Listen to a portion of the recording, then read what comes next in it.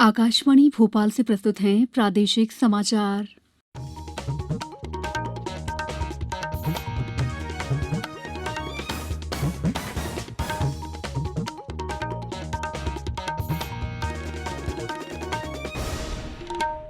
नमस्कार, समाचारों के साथ मैं दीपा सिंह। पहले 1 अप्रैल भारत ने कोविड टीकाकरण अभियान के अंतर्गत 100 करोड़ टीके लगाने का लक्ष्य हासिल कर लिया है। इस महत्वपूर्ण कार्य में योगदान देने वाले डॉक्टरों, नर्सों और अन्य स्वास्थ्य कर्मियों का आकाशवाणी अभिनंदन करता है। इसके साथ ही हम आपको सतर्क भी करना चाहते हैं कि कोविड अभी समाप्त नहीं हुआ है। आप सभी से हमारी अपील है कि यथाशीघ्र दोनों टीके लगवाएं और अन्य लोगों को भी टीके लगवाने के लिए प्रेरित करें। त्योहारों के समय कृपया इन 3 आसान उपायों का पालन करें। मास्क पहनें, 2 गज की दूरी बनाए रखें, हाथ और चेहरा साफ रखें। कोविड से संबंधित कोई भी जानकारी और मार्गदर्शन के लिए राष्ट्रीय हेल्पलाइन नंबर 01123978046 और 1075 पर संपर्क करें। सबसे पहले मुख्य समाचार।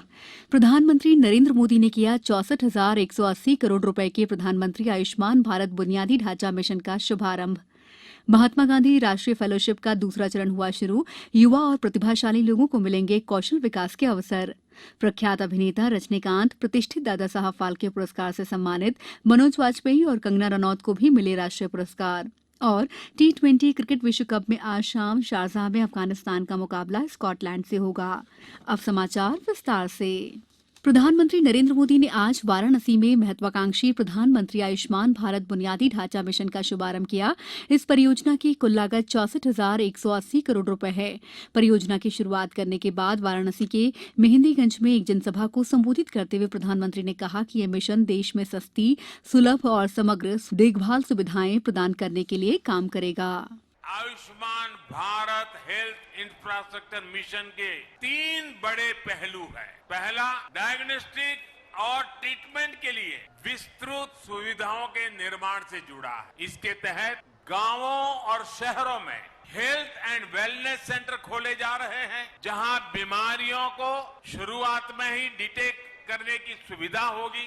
इन सेंटरों में free medical consultation, free test, free दवा, ऐसी सुविधाएं भी मिलेगी। केंद्र प्रायोजित इस योजना का उद्देश्य अगले 6 सालों के लिए देश में शहरी और ग्रामीण क्षेत्रों में स्वास्थ्य बुनियादी ढांचे, निगरानी और स्वास्थ्य अनुसंधान के क्षेत्र में अंतर की खाई को पाटना है। इस योजना के तहत 5 लाख से अधिक आबादी वाले देश के सभी जिलों में ब्लॉक स्तर के अस्पतालों में विशेष देखभाल सेवाएं उपलब्ध होंगी। योजना का लक्ष्य प्रयोगशालाओं का एक नेटवर्क विकसित कर रोग निगरानी प्रणाली का निर्माण करना है। कार्यक्रम में मुख्यमंत्री शिवराज सिंह चौहान भी इंदौर से वर्चुअल तौर पर जुड़े और मिशन प्रारंभ करने के लिए उन्होंने प्रधानमंत्री का आभार व्यक्त किया। गुना और धार सहित कई जिलों में भी इस कार्यक्रम का सीधा प्रसारण हुआ। केंद्रीय कौशल विकास और उद्यमिता मंत्री धर्मेंद्र प्रधान ने आज महात्मा गांधी राष्ट्रीय फेलोशिप के दूसरे चरण का शुभारंभ किया। इससे युवा और प्रतिभाशाली लोगों में कौशल विकास के लिए बुनियादी स्तर पर योगदान करने के अवसर मिल सकेंगे। 2 साल की इस फेलोशिप में भागीदार के रूप में भारतीय प्रबंधन संस्थान कक्षा सत्रों के अलावा ग्रामीण क्षेत्रों में रोजगार, आर्थिक उत्पादन बढ़ाने और आजीविका को प्रोत्साहित करने में बाधाओं की पहचान करेगा। डाक विभाग द्वारा कल से 1 नवंबर तक सतर्कता जागरूकता सप्ताह आयोजित किया जाएगा। इसके अंतर्गत अधिकारियों और कर्मचारियों को शपथ ग्रहण दिलाई जाएगी। बैतूल के मुख्य डाकघर के पोस्ट मास्टर विनोद विश्वकर्मा ने बताया कि इस दौरान पोस्ट ऑफिस की डाक में हमारा लक्ष्य स्वतंत्र भारत, सत्यनिष्ठा से आत्मनिर्भरता स्लोगन की मुहर लगाई जाएगी। सतर्कता जागरूकता सप्ताह के अंतर्गत वर्कशॉप, निबंध लेखन प्रतियोगिता, सतर्कता जागरूकता रैली, रंगोली प्रतियोगिता और स्कूली बच्चों को डाकघर दिखाना जैसी विभिन्न गतिविधियां आयोजित की जाएंगी। जबलपुर में भारत तिब्बत सीमा पुलिस बल का 60वां स्थापना दिवस 29वीं वाहिनी के जमतरा कैंप में मनाया गया। इस मौके पर परेड की सलामी उपसेनानी और कमान अधिकारी शिव स्वरूप साहू ने ली। कार्यक्रम में विभिन्न पदकों से सम्मानित जवानों और अधिकारियों का सम्मान किया गया। कार्यक्रम के दौरान ये बताया गया कि 29वीं वाहिनी भारत तिब्बत सीमा पुलिस जबलपुर बल स्तर पर सर्वोत्तम स्वच्छ वाहिनी के रूप में चयनित हुई है। उधर नई दिल्ली में आयोजित कार्यक्रम में गृह राज्य मंत्री नित्यानंद राय ने जबलपुर बल के सेनानी समर बहादुर सिंह को सम्मानित किया। समाचारों में वक्त है ब्रेक का।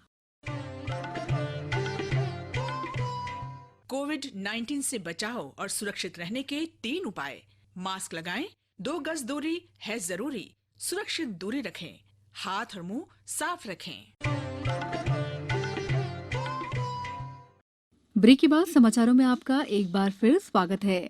उपराष्ट्रपति एम वेंकैया नायडू ने आज नई दिल्ली में आयोजित एक समारोह में 67वें राष्ट्रीय फिल्म पुरस्कार प्रदान किए। प्रख्यात अभिनेता सुपरस्टार रजनीकांत को भारतीय सिनेमा में उनके उत्कृष्ट योगदान के लिए प्रतिष्ठित दादा साहब फाल्के पुरस्कार से सम्मानित किया गया। प्रियदर्शन के निर्देशन में बनी मलयालम फिल्म मरक्कर अरबी कांदिलिते सिंघम को सर्वश्रेष्ठ फीचर फिल्म का और संजय पूरन सिंह चौहान को हिंदी फिल्म 72 हुरैन के लिए सर्वश्रेष्ठ निर्देशन का पुरस्कार दिया गया। अभिनेता मनोज वाजपेयी को हिंदी फिल्म भोसले और धनुष को तमिल फिल्म असुरन के लिए सर्वश्रेष्ठ अभिनेता का पुरस्कार दिया गया। कंगना रनौत को उनकी film Manikarnika the queen of Jhansi और पंगा के लिए सर्वश्रेष्ठ अभिनेत्री का पुरस्कार मिला। भिंड जिले की उमरी विद्युत वितरण केंद्र के कोकसिंह का पूरा नहर के पास गत रात्रि एक बैलगाड़ी में सवार 5 लोगों को करंट लग गया। इस दुर्घटना में एक पुरुष, एक महिला और एक लड़की की मौत हो गई। पन्ना जिले के अमानगंज में नाबालिग बच्ची से कथित दुष्कर्म की अफवाह के बाद 2 गुटों में पथराव और आगजनी से उत्पन्न हुई स्थिति अब नियंत्रण में है। टी20 विश्व कप में आज शाम शारजाह में अफगानिस्तान का मुकाबला स्कॉटलैंड से होगा। अफगानिस्तान आईसीसी टी20 विश्व कप का अपना पहला मैच खेलेगा। स्कॉटलैंड ने अपने ग्रुप स्टेज टेबल में शीर्ष पर रहने के बाद सुपर 12 स्टेज के लिए क्वालिफाई कर लिया है। उसने अपने तीनों मैच जीते हैं। आकाशवाणी से विश्व कप मैचों का आंखों देखा हाल प्रसारित किया जा रहा है। प्रथम हॉकी इंडिया जूनियर बालक इंटर अकादमी नेशनल चैंपियनशिप 2021 में शानदार प्रदर्शन कर मध्य प्रदेश हॉकी अकादमी ने अंतिम 4 में जगह बना ली है। कल मध्य प्रदेश हॉकी अकादमी और राउंड ग्लास पंजाब के बीच सेमीफाइनल मुकाबला होगा। समाचार संक्षेप में। भोपाल जिले के विकासखंड फंदा की ग्राम पंचायत निपानिया सूखा को आनंद ग्राम के रूप में चिन्हित किया गया है। सीहोर जिले में कल 26 अक्टूबर से 1 नवंबर तक सतर्कता जागरूकता सप्ताह मनाया जाएगा। शिवपुरी जिले में किसानों को डीएपी, एनपीके, यूरिया और एसएसपी उर्वरकों का वितरण किया जा रहा है। देवास जिले में अब तक कोविड रोधी वैक्सीन के 14,66,000 से अधिक डोज लगाए गए हैं। निवाड़ी कलेक्टर ने आज संबंधित अधिकारियों के साथ विभिन्न प्राथमिक कृषि साख सहकारी समितियों और खाद वितरण केंद्रों का निरीक्षण किया। शहडोल जिले में समर्थन मूल्य पर धान बेचने के लिए इस साल 27,092 किसानों ने अपना पंजीयन कराया है। जबलपुर में जिला सैनिक कल्याण कार्यालय 27 और 28 अक्टूबर को आजादी का अमृत महोत्सव के अंतर्गत विभिन्न कार्यक्रमों का आयोजन करेगा। इंदौर में जिला प्रशासन ने आज 10 करोड़ से अधिक की शासकीय भूमि से अतिक्रमण हटाकर जमीन मुक्त कराई। बैतूल में स्वास्थ्य विभाग द्वारा कल जिला अस्पताल में पुरुष नसबंदी सेवा प्रदायगी दिवस का आयोजन किया जाएगा और खंडवा लोकसभा उपनिर्वाचन के लिए नियुक्त मतदान दलों की महिला सदस्यों को कल विशेष प्रशिक्षण दिया जाएगा। बुलेटिन के अंत में एक अपील, मास्क और 2 गज की दूरी, हाथ धोना भी है जरूरी। नमस्कार।